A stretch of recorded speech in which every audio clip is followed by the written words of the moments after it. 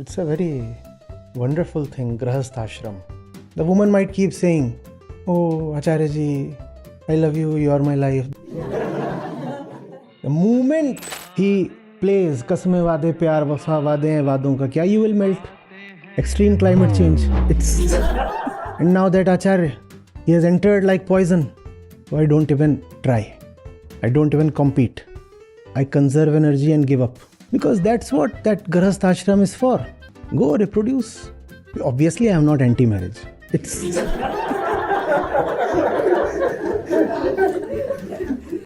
go and get married. But obviously, get some sense first. Do not accept anything that's going to limit your freedom. You have kids, your kids are your second chance. Be with them like a father, like a coach, like a trainer, like a teacher. Raise them into fearless lions. And in raising them, you'll find you are raising yourself. Turn her into a fearless warrior. And as she grows up, tell her I'm not her enemy. You'll need to tell that. Keep this recording with you. Namaste Acharya Ji. When I think of Bhagat Singh, Chandrasekhar Azad, Rajguru, I see how fearless they were. But when I look at myself, I'm deeply scared of my and my family's well-being. Why is that young revolutionary so fearless, and why am I so fearful? He was careful enough to not to have a family. That's a big part of the answer. Yes, sir, I understand, but I have a family and two kids. So,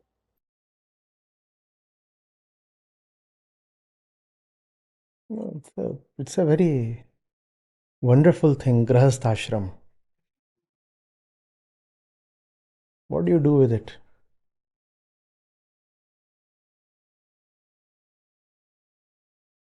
And you are told to get into it right at 25. And then when you are like 30, 35, how old are you? I am 39, sir. 39. Now at 39 you ask, I want to wage wars. They have already ensured that you won't. What else is this 25-year Grahasth Ashram for? So that you get nicely, docilely domesticated and don't turn a revolutionary of any kind. You're a man, right? Think of a woman, two kids. What kind of war is she going to wage now? Do whatever you can in your capacity. I mean, first of all, if you are tied to another person called wife, you need to have that other person on board. There's no point asking me for an answer. Is this answer going to be acceptable to her as well? Because you are now tied. Whenever I try to kind of go against the community, she's always the one being scared that, oh, you are the one who, whatever friends have left, you will also remove them from a life, and I will become as antisocial as you are. So, That's why we also need the very consoling concept of Punarjanam. Yeah? No need to regret. There is always a next chance. Hmm? You understand the practical utility of these things? And why that concept has remained so popular? You will die and then you will get another chance. Because for most people, there is hardly any chance left this life. That's the position they have brought themselves to. You'll need a total revolution, first of all, in your inner world before you can fearlessly do something in the outer world.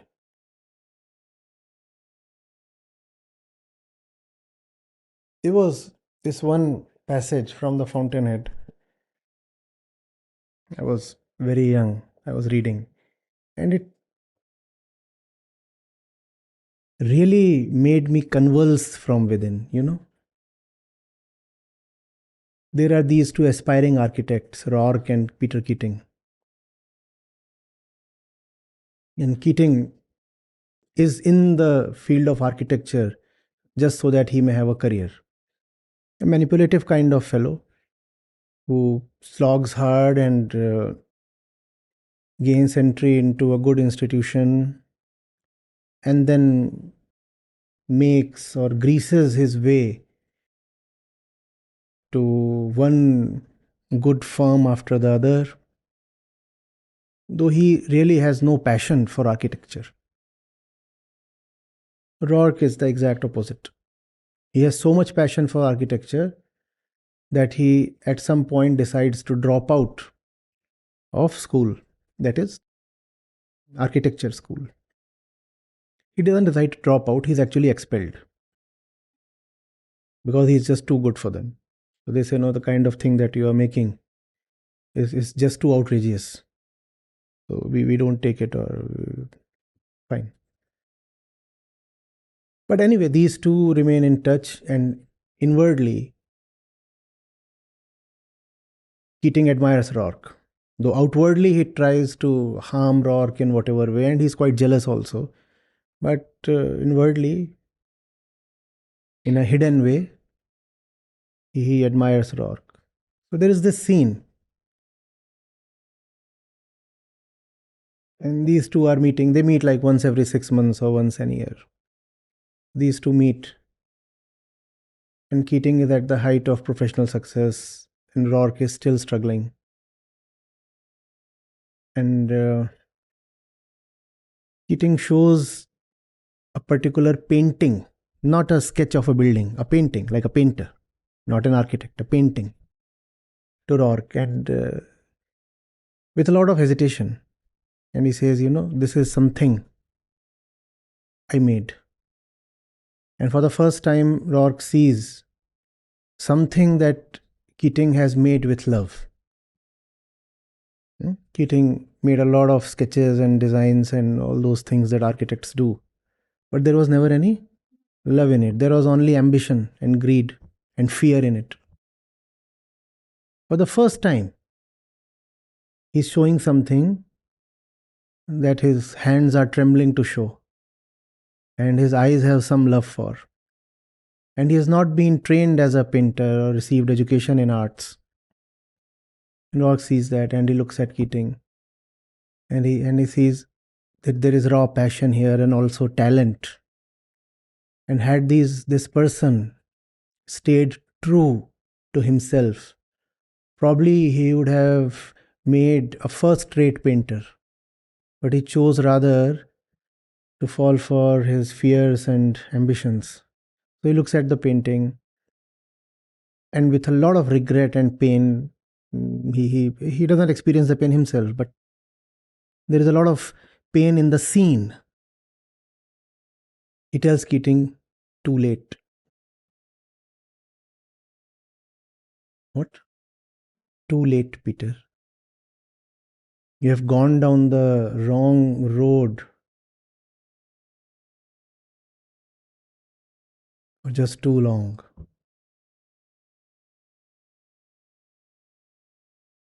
Too late. This is where your,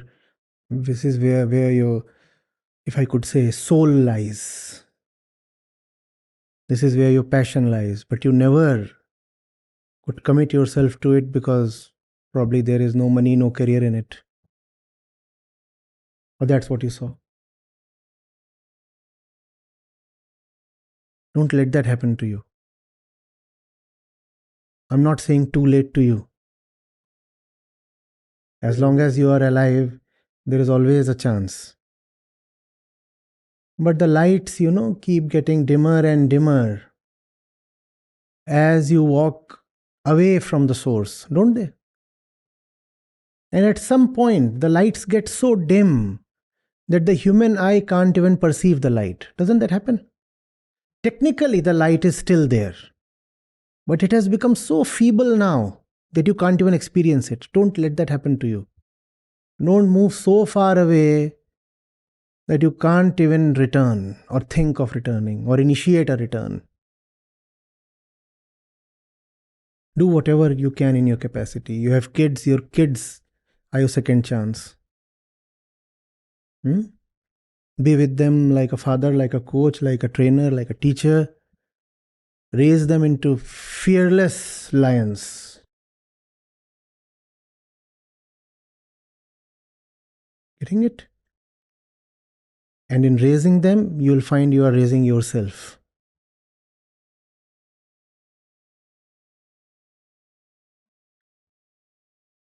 Those who want to fight important battles, they don't carry baggages. Those who want to travel long distances, they travel light, don't they? Yeah. You have to go all the way. Keep it as light as possible. Else, you'll find you'll have to take shelter just somewhere along the highway. Have you seen those guest houses and shabby hotels located at odd places along the highways? And you would wonder, but why would somebody lodge here? I mean, this is neither midway nor this way nor that way. It is just at some random point. But the fact that the lodge or hotel exists means that it is surviving financially, no? That means people are indeed staying there. Tell me, why do people stay there? No choice.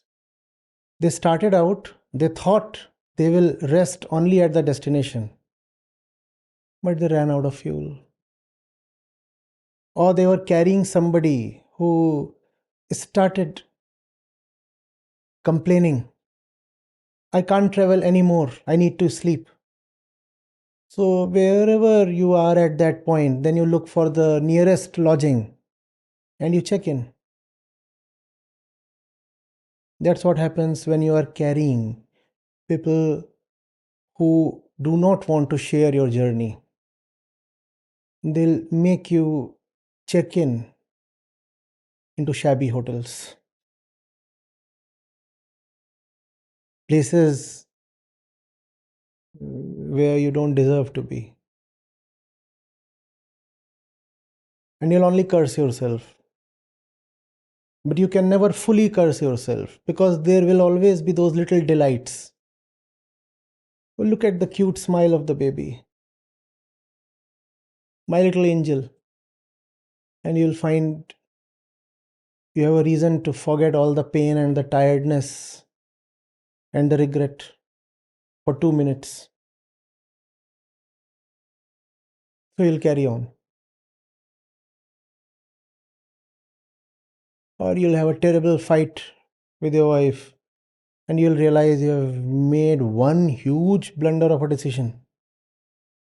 But then you'll have some sex and all will be forgotten. Mediocrity.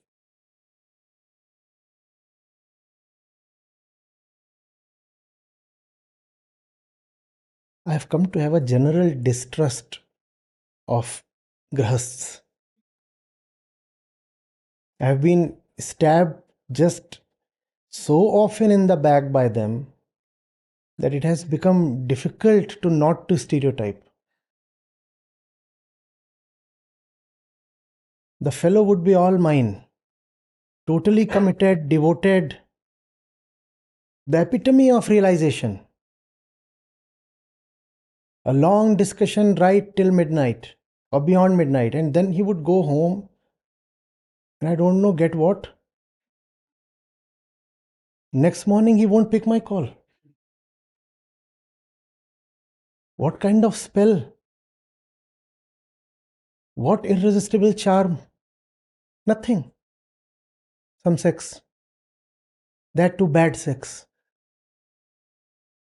Tasteless, stinking kind of sex.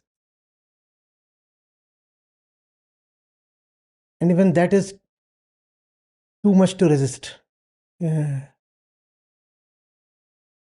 that's all. Or some tears. It's got to be about some watery leakage from somewhere.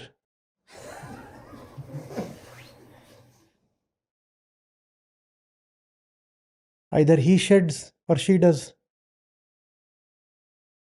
Some tears, and you find your number blocked.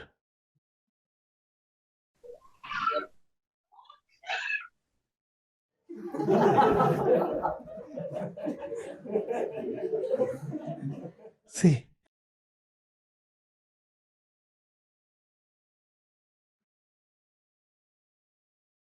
what's the point? Nothing. The fellow already has a center. The fellow has already decided his topmost priority. And you should not even compete because the matter is settled for him. And that's what I've learned, to not to compete. Don't compete with a man's wife and don't compete with a woman's husband. You'd always lose.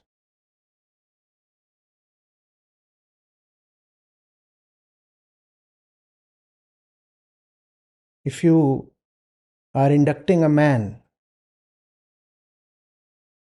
and the wife is not on board, there is no way you're not going to lose the man. And same applies to women.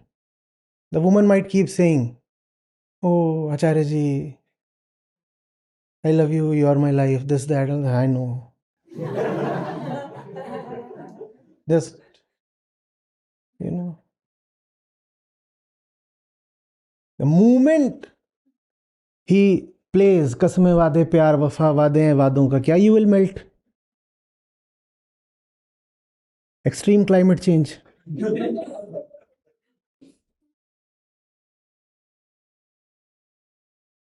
Or he'll just display some old album. And these days people also record videos of all kinds. And he'll display that. See, this is how intimate we were once. And now that Acharya, he has entered like poison. So I don't even try. I don't even compete. I conserve energy and give up. Because that's what that Grahast ashram is for.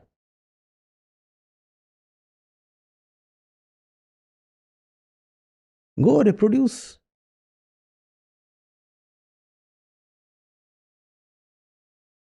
Do you understand the word husband? Go and read what animal husbandry means.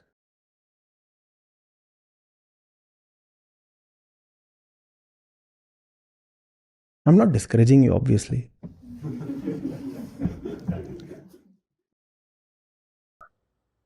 No, right now something happened at my home, so I totally agree to it. So now both of my kids are here playing around, and she has got angry and just gone downstairs. So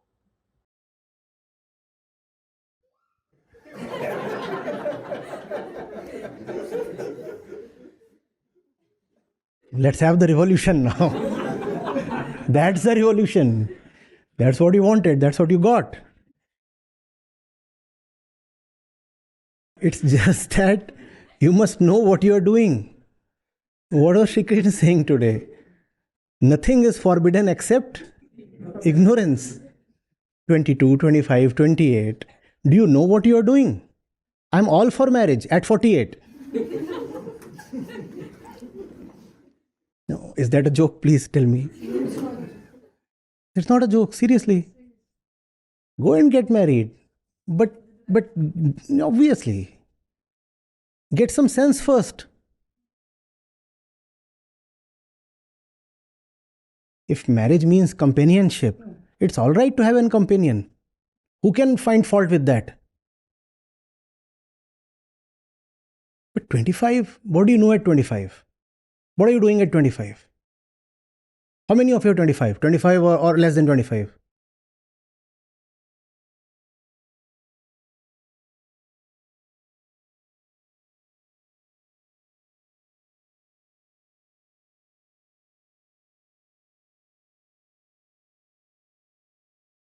When you feel totally assured, you understand life, you know yourself, when you know the world, and you also see that you need a companion of the other gender for very, very right reasons. Go ahead and get married, but not before that. And the bigger issue is of liabilities. Liabilities do not come only in the form of a person. You want to lead a rebellious life? Why are you so keen to buy that house loan? It's easy to get indebted. It takes a couple of decades to clear the debt. And you'll be all grey by the time you clear your debt. You'll rebel walking with a stick in that great mansion. Hmm? Don't. This is for those. This is the manual for prospective rebels. बिल्ली मत पालना. EMI मत पालना. Also the traditional kind of responsibilities. You must know which responsibilities rightfully belong to you and which ones you must disown. You are not obliged to fulfill all the so-called traditional responsibilities. ये भी करो, वो भी करो, इसका ख्याल रखो, ये भी है. ये तो तुम्हें ही करना है ना? नहीं करना है ना? तुम्हारा है, तुम जानो. मुझसे पूछ के किया था.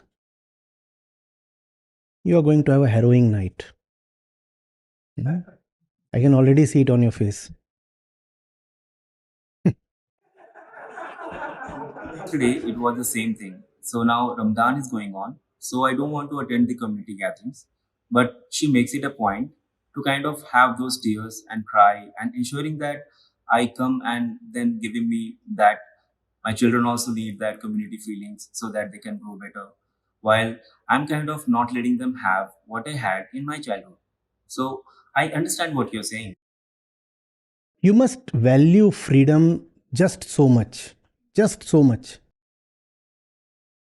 Do not accept anything that's going to limit your freedom.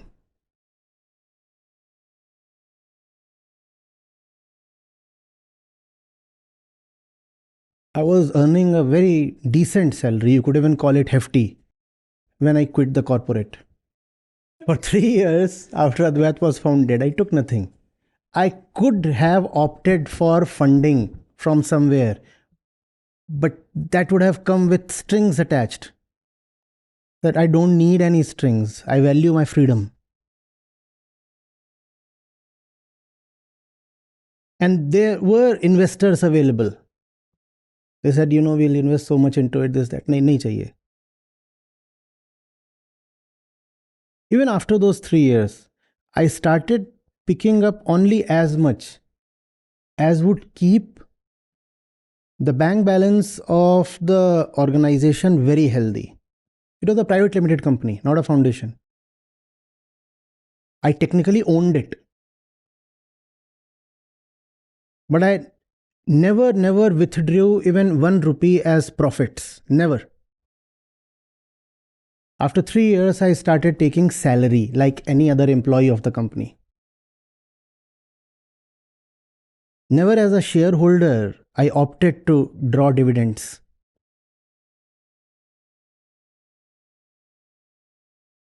I could have done that, but that would have meant risking my freedom. Because if the company falls sick, that's a prospect I don't want to entertain.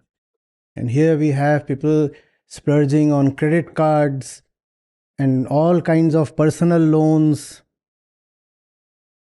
And if you have done these things, you think you can still be your own man and rebel? Not possible. There is that wedding next week, and what do? You're already spending huge. No, how would you rebel? That's your opportunity now. Turn her into a fearless warrior. Hmm? Hmm. And as she grows up, tell her I'm not her enemy. You'll need to tell that. Yeah. Thank you. These are the possibilities one works for. All my work is for these people rather than for you. Hmm? They still have the possibility, the potential. They are still not committed, not obliged, not engaged.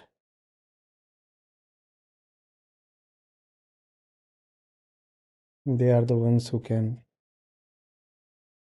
soar high. Yeah.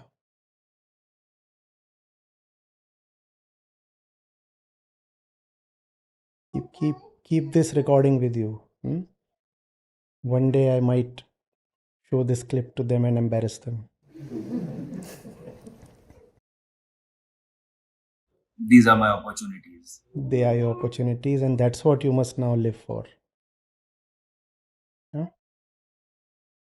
Yes. Thank you so much, Acharya. Yeah, hi, hello everyone. My name is Richa Sharma. I'm from Ghaziabad, Uttar Pradesh, and I have been a part of this family from past 5 months, 5 and 6 months. And in my journey, I am listening to Acharya Ji, Acharya Prashant Ji from past, from 2020, I believe, after or during the COVID period, and now I'm a part of the community as well. So I think that was my wholesome experience was totally every single one of you, how we all started with some sort of catastrophic repercussions in our life because of our social conditioning and the unanswered whys in our life. So this particular education and these particular sessions are helping me to change me for my betterment, regulated by me only. So I think this is the best part of it, and that's how the more you are able to find your own problems within you with the help of Acharya Ji, because he never gave any personal advices in sessions. He always gives you the gyan, the knowledge, and the explanations of Gita, shloks, and everything. And now you have to figure out yourself where you are lacking. I think that is the best part, that where you will be understanding all the richai of Veds, Gita, and along with you would be able to figure out what is wrong with you. So I think that is pretty much from my end, and I really, really want to thank you, Acharya Prashant Ji, and all the team members for this incredible efforts. And we are always here for him. And thank you so much.